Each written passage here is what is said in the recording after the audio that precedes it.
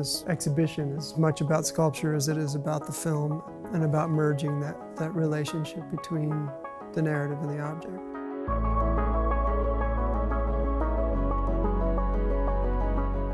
The Redoubt project is something like a portrait of place. We were in a lot of forest fire areas in Idaho, and I started seeing these trees and the different character from tree to tree.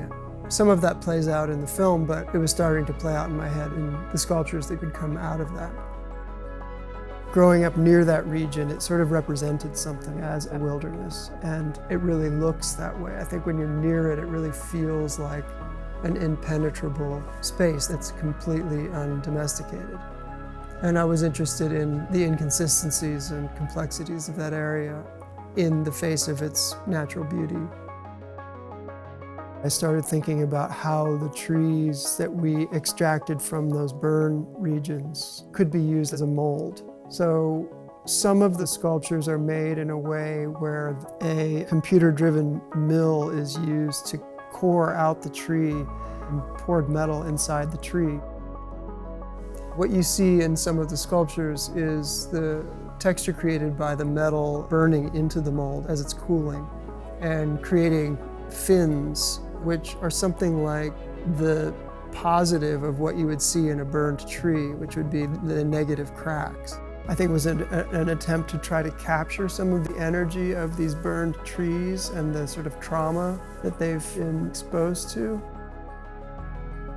When I started Redoubt, I wanted to combine those metals in ways that I hadn't seen before to essentially marbleize the metals.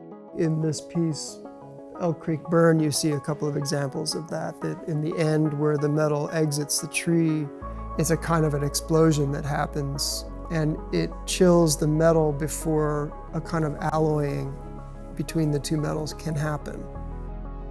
It's a kind of level of experimentation that I wanted to carry through the whole body of work. Like with the electroplating, in this case, we're exposing the plate to acid in an electroplating bath and growing copper out of that exposed line into a kind of positive. So it abandons that sort of traditional process at a certain point and moves into a more experimental one.